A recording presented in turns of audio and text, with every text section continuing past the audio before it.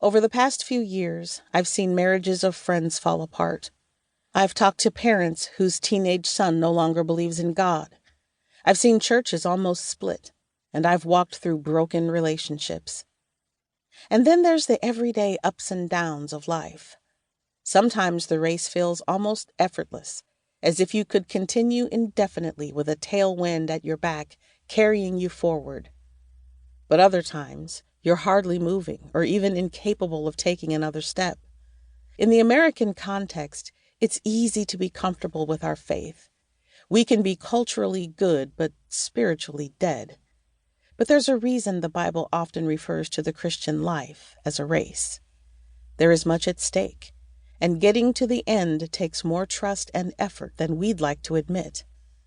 Our integrity, our witness, and even our very lives are at stake. And there's grace available for every single step we take, every act of faith, every decision to obey. Every single thing we do is covered and shored up by the grace of God. Thankfully, the prize at the end of this race couldn't be more worth our pressing on in the struggle. I want to share a story with you, a story about a race I ran. You may have a similar sort of memory about athletic endeavors or one about a mental struggle. It can remind you about life and faith and about discovering what it means to run well for God's glory. It was a race of a lifetime. At least that's how it felt to this 17-year-old in the anchor leg of the 4x400 relay on the biggest stage in my state. I was the team's anchor, so the relay ended with me.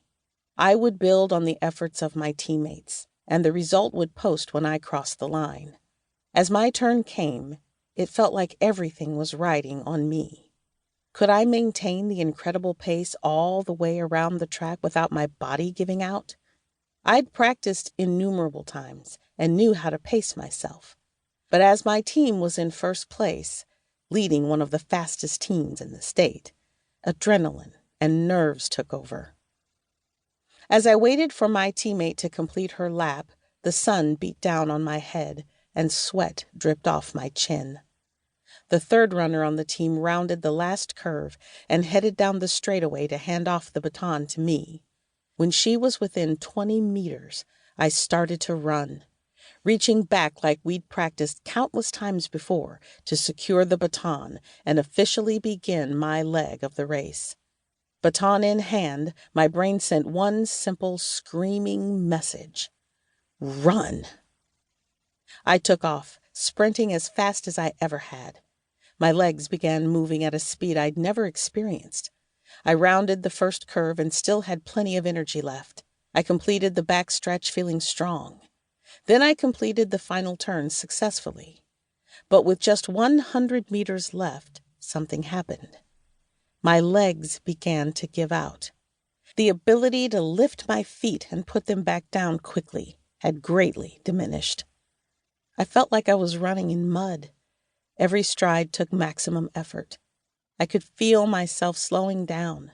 After the way I'd started, it was like slow motion. But I wasn't quitting. The crowd was up on its feet, screaming and pointing. I had maintained a good lead through the 300 meters, but now another racer was on my heels catching up. With each step closer to the finish line, I experienced great relief and great pain. I was so close. Would I make it to the end? I could taste it. I could see it. Would I get the prize that my team sought? Yes! I crossed the finish line and collapsed. I was exhausted, but we were state champions. When I think about that race, even now my breath leaves me, and I can't help but grin. I can't believe I finished that race. Had I known what lay ahead of me, I'm not sure I would have taken the starting line. But the excruciating strain of the last 100 meters was worth the joy of winning with my team. God's provision in the race.